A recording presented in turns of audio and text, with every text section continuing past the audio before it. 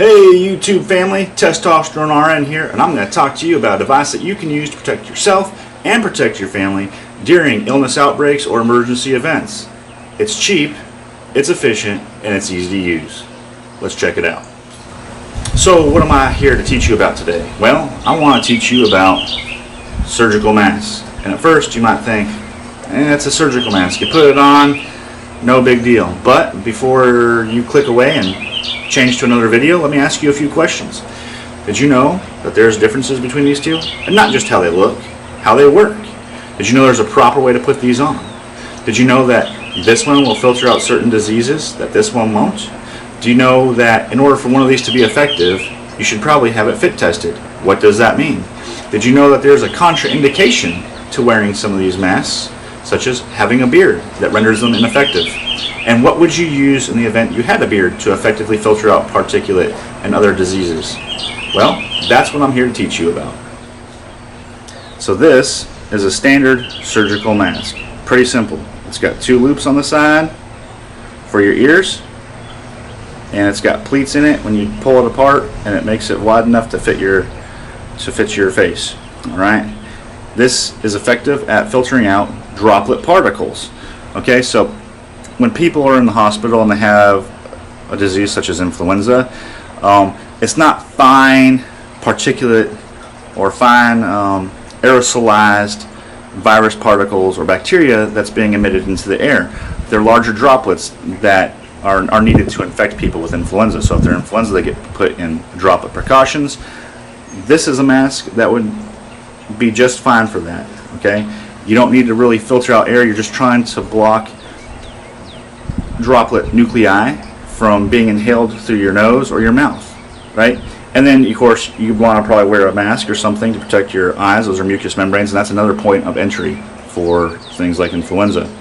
All right, now you can't really see, there's a bar in here, all right, that you mold to your nose. All right, and I'll show you one on this mask. Okay, this is a different mask. I'll tell you about this in a minute, but you can see there's a bar here too.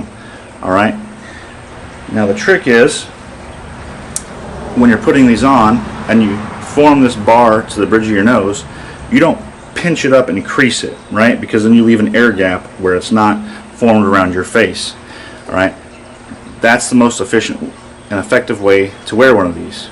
Okay, so this will probably help block some dust, maybe, or particulate. It's probably better than nothing. So if you had a bunch of these in a backpack in your car, so wherever you were you had something like this, that'd be fine. But mostly this is going to be utilized for diseases. So if there's an outbreak, an epidemic, or pandemic, whatever you want to call it, of influenza or some other virus that can be filtered out through droplet precautions, through droplet measures with a standard surgical mask, because not all viruses can be with this. You have to go up a step higher to this other mask I'm going to tell you about in a minute.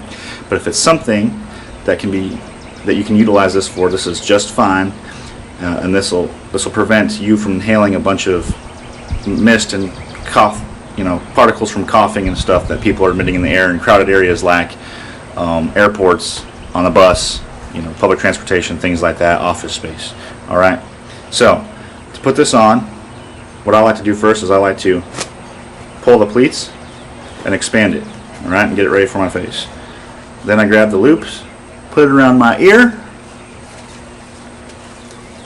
put it around my other ear, pull this down. You see how much more of your face it covers once it's expanded, and then I just gently form this around the bridge of my nose into my cheekbones here, your maxillary bones. All right, and you see it covers a decent amount. It covers up to the side of my cheek, about the middle of my cheek here. All right, and that's a good way to prevent acquiring disease in public. All right, and if there was some dust in the air, like 9/11, when the Twin Towers came down or something like that, this is better than nothing. Okay, not what you would want for dust particulate though. Right? If you had something better to choose from, like the other mask I'm going to show you in a minute. So let me take this off here. Something you should know about these masks. this one and the other one, okay? Any type of mask you put on is going to restrict your breathing. So if you have issues with high blood pressure, congestive heart failure, other cardiopulmonary functions issues, asthma, things like that, chronic obstructive pulmonary disease, emphysema thing. Okay, this is going to probably be contraindicated for you guys, and if you have a question about whether you can use this or not without hurting yourself, talk to your physician. Just say, hey, you know, I want to be prepared in case there's a disease outbreak or some type of emergency event. I'm packing a bag. Is it safe for me with my conditions to wear one of these masks? Because there are people that should not be wearing these, and it's a very common thing. All right, so keep that in mind. All right, this is an N95 mask. All right, NIOSH, National Institute for Occupational Safety and Health. Okay, N95 because it filters out 95% of particulate. If you have the rat size that's fitted to your face. All right, so in healthcare, we have an employee health sector, right, that helps fit test you for an N95 mask and find the right size for you, because these come in different sizes. I don't know if the size is on this one or not. I don't think it's actually on here. It'll be on a box though. Okay, so this is made by 3M, and I think the other one's made by 3M as well. There's other makers that make these things, and you can pick these up fairly cheap. You can find them online, on Amazon, blah blah blah. All right, but you should be fit tested to wear one of these. Okay, now this is more restrictive of your breathing than the surgical mask. Okay, because the surgical mask is a lot thinner. This is thicker. It's got more padding. It's going to filter out more particulate. This is used for diseases like people with tuberculosis, people with measles, things that need to go in what's called airborne precautions. They go in a room with negative air pressure to keep the air inside the room instead of being blown out into the hall, and nurses and medical staff who go into those rooms need to wear these.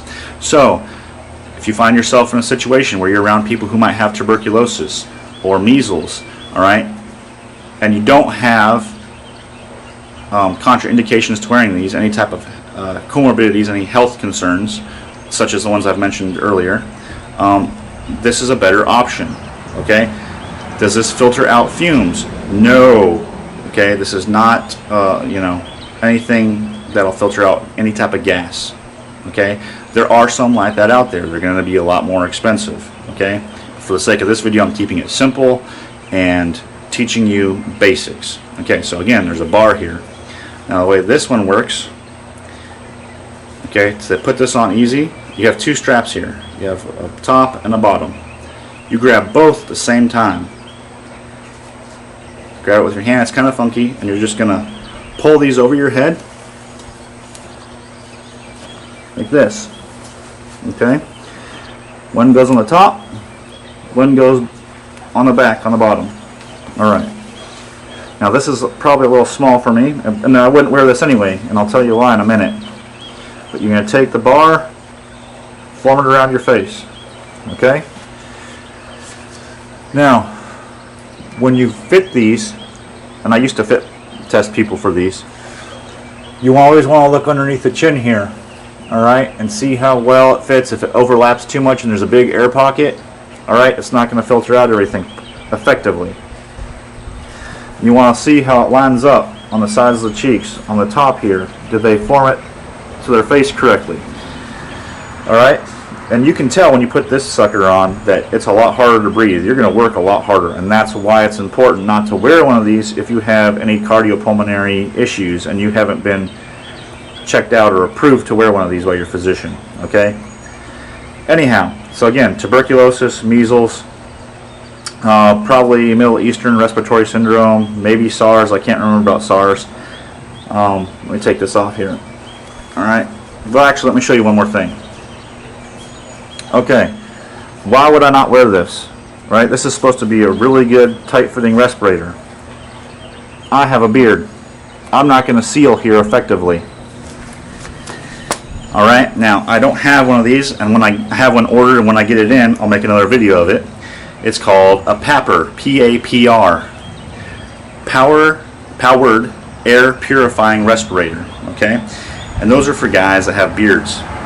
right? Or people who, you know, can't get fitted with one of these very well, right, because of face shape or whatnot. All right, and so what a PAPR is, a power air purifying respirator, right? It's essentially a mask, and it has a tube that goes to it, to a motor and battery pack that fits on your belt, and it puts a positive pressure in your mask that blows out and keeps particulate from entering, okay? And that's the option for guys like me who are nurses or doctors who have to treat people with TB, and we don't want to shave, okay? So that's another option. Now, the problem with those are they're a lot more expensive, obviously. All right, you're looking at a few bucks versus the cheapest one I found by 3M so far was like $75, and the reviews on it weren't that great.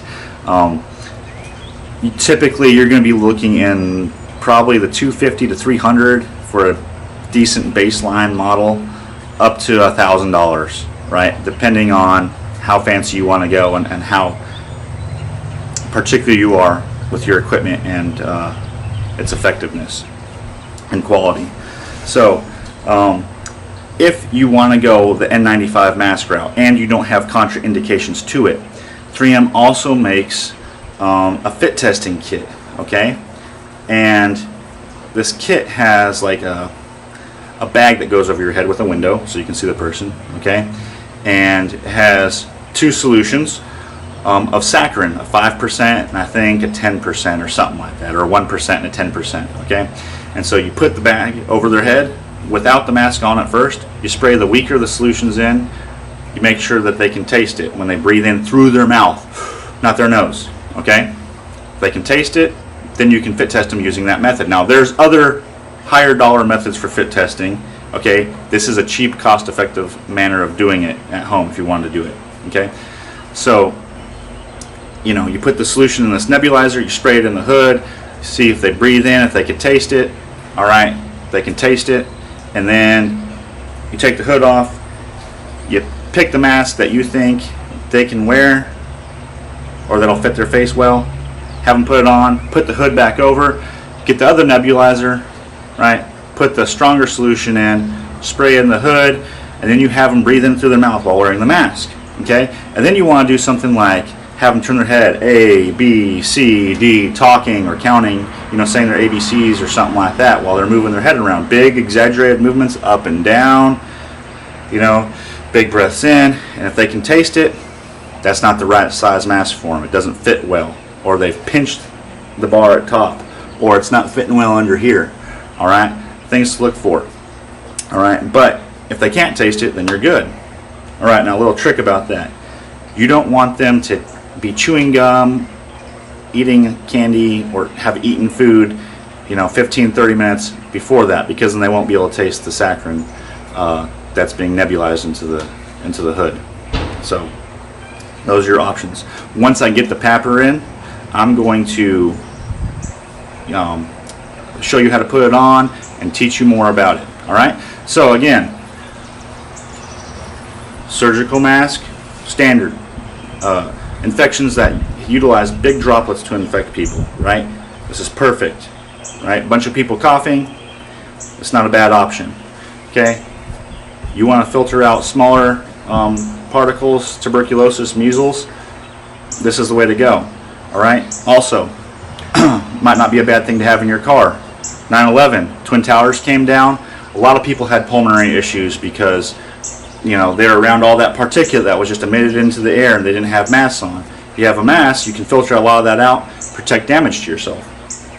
Something else, Homeland Security partnered up with the CDC, and they, you know, made recommendations to teach nurses certain things, and I attended some classes about emergency preparedness.